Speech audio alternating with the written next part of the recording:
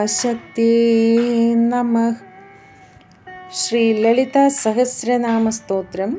ആദിപരാശക്തിയുടെ കേശാദിപാദ വർണ്ണന. 120 ശ്ലോകം.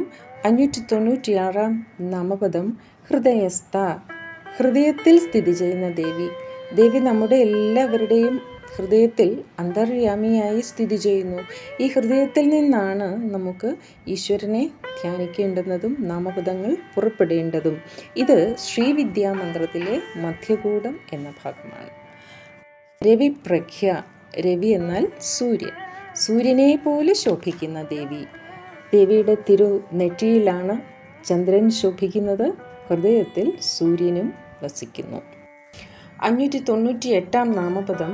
ത്രികോണാന്തര ദീപിക, ത്രികോണത്തിൻ്റെ ഉൾഭാഗത്ത് ഒരു ദീപം പോലെ ശോഭിക്കുന്നവൾ. ത്രികോണം എന്ന് പറയുമ്പോൾ കുണ്ഡലിനി എന്ന ഊർജം മൂലാധാര ചക്രത്തിലെ ത്രികോണത്തിനുള്ളിലാണ്. ആ ത്രികോണവും അതിനുള്ളിലെ അഗ്നിമണ്ഡലത്തിലാണ് ദേവി സ്ഥിതി ചെയ്യുന്നത്. ഇത് ശ്രീ വിദ്യാമന്ത്രത്തിലെ ശക്തികൂടം എന്ന ഭാഗമാണ്. 599 ദാക്ഷായണി. ദാക്ഷായണി എന്നാൽ ദക്ഷൻ്റെ പുത്രിയാണ്. ദക്ഷൻ്റെ പുത്രിയായ സതീദേവിയാണ് പിന്നീട് പാർവതിയായി പുനർജനിച്ചത്. നാമപദം ദൈത്യഹന്ത്രി. ദൈത്യൻ എന്നാൽ അസുരൻ, അസുരന്മാരെ നിഗ്രഹിക്കുന്ന ദേവി. 601 ദക്ഷയജ്ഞ വിനാശിനി. മുജ്ജന്മത്തിൽ സതീദേവിയായിരുന്ന ദേവി തൻ്റെ പിതാവായ ദക്ഷൻ്റെ ആഗ്രഹത്തിന് വിപരീതമായാണല്ലോ ശ്രീ പരമേശ്വരനെ പതിയായി സ്വീകരിച്ചത്.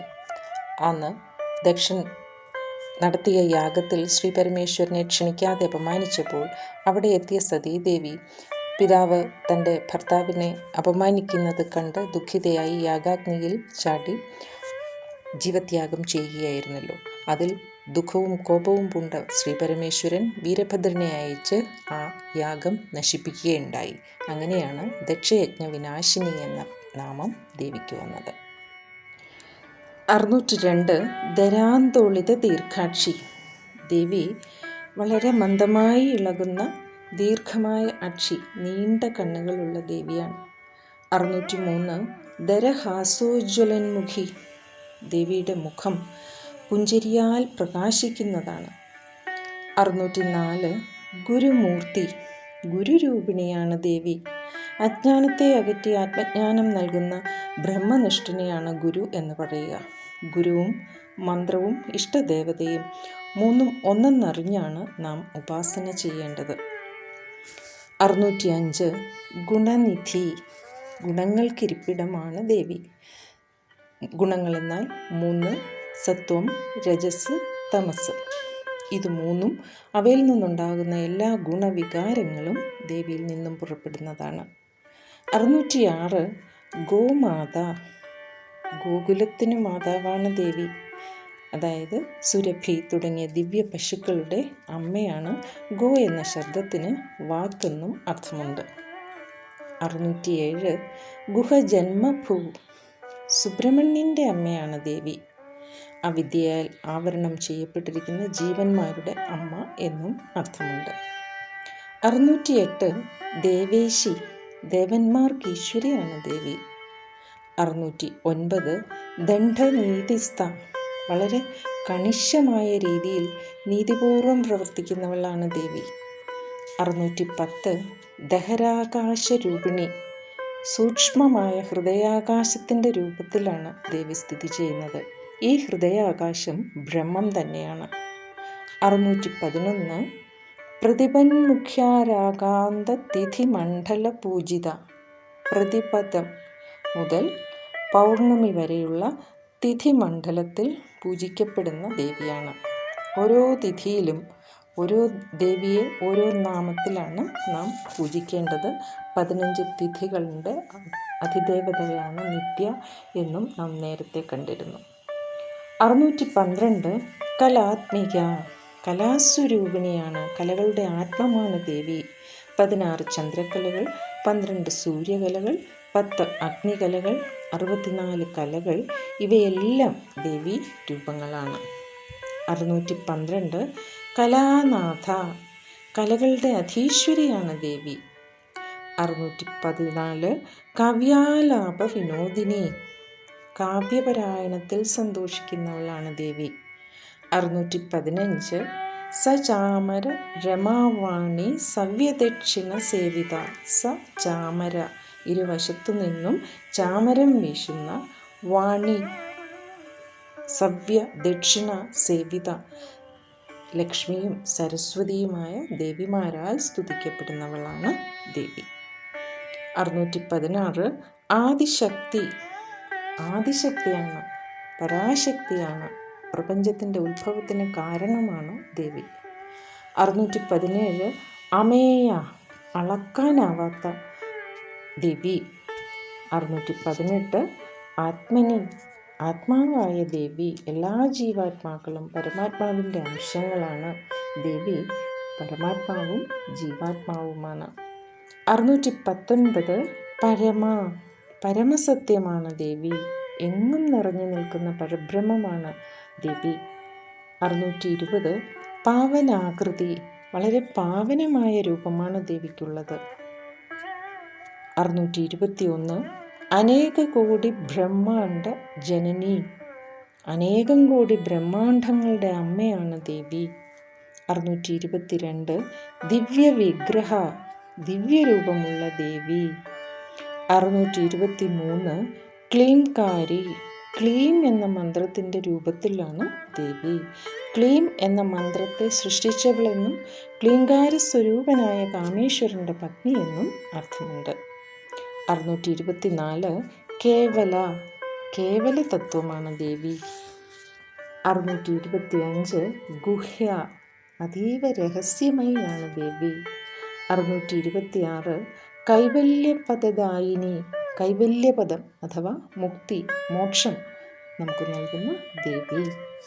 627 ത്രിപുര, ത്രിമൂർത്തികൾക്ക് മുമ്പേയുള്ള ദേവി.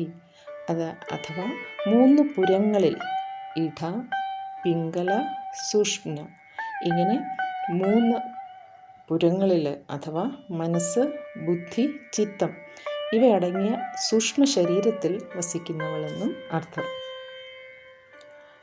ത്രിജഗത് വന്ദിത, ത്രിജഗത് വന്ദിത, 3 ലോകങ്ങൾക്കും ആരാധ്യയായ ദേവി. 629 ത്രിമൂർത്തി, ബ്രഹ്മ, വിഷ്ണു, മഹേശ്വര തുടങ്ങിയ 3 മൂർത്തികളുടെയും അവരുടെ ശക്തികളുടെയും രൂപത്തിലുള്ള ദേവി. 630 ത്രിദശേശ്വരി, ദേവകൾക്കെല്ലാം ഈശ്വരിയാണ് ദേവി. 631 ത്രക്ഷരി, 3 അക്ഷരമുള്ള മന്ത്രസ്വരൂപിണി. പഞ്ചദശി മന്ത്രത്തിലെ 3 വിഭാഗങ്ങളുടെ ബീജങ്ങളായ 3 അക്ഷരങ്ങൾ. വാഗ്ഭവകൂടത്തിൻ്റെ ദേവത ജ്ഞാനശക്തിയായ വാഗീശ്വരിയാണ് മോക്ഷദായിനി. കാമരാജകൂടത്തിൻ്റേത് ക്രിയാശക്തിയായ കാമദായിനിയാണ്. ശക്തികൂടത്തിൻ്റേത് ഇച്ഛാശക്തിയായ ശിവസ്വരൂപിണിയും. 632 ദിവ്യഗന്ധാഠ്യ, ദിവ്യഗന്ധങ്ങളാൽ അലങ്കൃതയാണ് ദേവി. ഹരിചന്ദനവും പരിമളവും ഒക്കെ പൂശിയിരിക്കുന്ന ദേവി എന്നും സുഗന്ധപൂരിതയാണ്. ദേവന്മാർ ചുറ്റും കൂടി നിന്ന് സേവിക്കുന്നവൾ എന്നും അർത്ഥമുണ്ട്. 633 സിന്ദൂര തിലകാഞ്ചിത, സിന്ദൂര പൊട്ടണിഞ്ഞ ദേവിയാണ്. 634 ഉമ, ഉമയാണ് ദേവി. ശിവനെ ഭർത്താവായി ലഭിക്കുന്നതിന് തപസ് ചെയ്യാൻ പോകുന്നു എന്ന് പറഞ്ഞപ്പോൾ അമ്മയായ മേനക ദേവിയെ തടഞ്ഞു, പോകരുത് എന്ന് പറഞ്ഞുകൊണ്ട്. അങ്ങനെയാണ് പാർവതിക്ക് ഉമ എന്ന പേര് വന്നത്. 635 ശൈലേന്ദ്രതനയ, പർവ്വതരാജനായ ശൈലേന്ദ്രൻ, ഹിമവാന്റെ പുത്രിയാണ് ദേവി. 636 ഗൗരി, ഗൗരവർണ്ണമുള്ള ദേവി. ശംഖ്, മുല്ല, ചന്ദ്രൻ എന്നിവ ആ ഒരു മഞ്ഞ കലർന്ന വെള്ള നിറത്തിനാണ് ഗൗരവർണ്ണം എന്ന് പറയുക. 637 ഗന്ധർവ സേവിത, ഗന്ധർവന്മാരാൽ സേവിക്കപ്പെടുന്ന ദേവി. 638 വിശ്വഗർഭ, പ്രപഞ്ചത്തെ മുഴുവൻ തൻ്റെ ഉള്ളിൽ ഗർഭം ധരിച്ചിരിക്കുന്ന ദേവി. 639 സ്വർണഗർഭ, അതായത് ദേവി സ്വർണഗർഭയാണ്, ഹിരണ്യഗർഭയാണ് എന്ന് പറഞ്ഞാൽ സൃഷ്ടിയിൽ ബ്രഹ്മത്തിൽ നിന്ന് ആദ്യം വ്യക്തമാകുന്ന വിശ്വപ്രാണനെയാണ് ഗർഭൻ എന്ന് പറയുക. അപ്പോൾ വിശിഷ്ട മന്ത്രങ്ങൾ ഉൾക്കൊള്ളുന്ന ദേവി എന്നും മറ്റൊരർത്ഥം. 640 അവരത, പാപ ആത്മാക്കളെ നശിപ്പിക്കുന്ന ദേവി. 641 വാഗധീശ്വരി, വാക്കിൻ്റെ അതിദേവതയായ ദേവി. ധ്യാനഗമ്യ, ധ്യാനത്താൽ പ്രാപിക്കേണ്ടുന്ന ദേവിയാണ്. ധ്യാനം കൊണ്ട് മാത്രമേ നമുക്ക് ദേവിയെ സാക്ഷാത്കരിക്കുവാൻ സാധ്യമാകൂ. 643 അപരിച്ഛേദ്യ, ദേശകാലങ്ങൾ കൊണ്ടൊന്നും പരിച്ഛേദിക്കാനാവാത്ത അനന്തവും അനാദിയുമായ ആ ആത്മതത്വമാണ് ദേവി. 644 ജ്ഞാനദ, ജ്ഞാനം നൽകുന്ന ദേവിയാണ്. നമുക്ക് ആ ഒരു മോക്ഷലബ്ധിക്കുള്ള ജ്ഞാനം നമ്മെ കാണിച്ചു തരുന്ന ദേവിയാണ്. അജ്ഞാനത്തെ ദേവി നശിപ്പിക്കുകയും ചെയ്യുന്നു. 645 ജ്ഞാനവിഗ്രഹ, ജ്ഞാനം ഉടലെടുത്തിരിക്കുന്ന ദേവിയാണ്.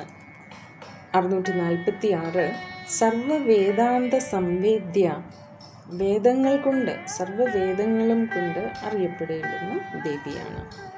647 സത്യാനന്ദ സ്വരൂപിണി, സത്യവും ആനന്ദവും സ്വരൂപമായുള്ള ദേവി. സത് ചിത് ആനന്ദം ആണ് ബ്രഹ്മസ്വരൂപം. അതുകൊണ്ട് തന്നെയാണ് ദേവി സച്ചിദാനന്ദ സ്വരൂപിണി എന്ന് പറയുന്നത്. 648 ലോപാമുദ്രാർച്ചിത, ലോപാമുദ്രയാൽ പൂജിക്കപ്പെടേണ്ടുന്നവൾ. അതായത് അഗസ്ത്യമുനിയുടെ പത്നിയാണ് ലോപാമുദ്ര. അത് ശ്രീവിദ്യയുടെ ദ്രഷ്ടാക്കളിൽ ഒന്നാണ്.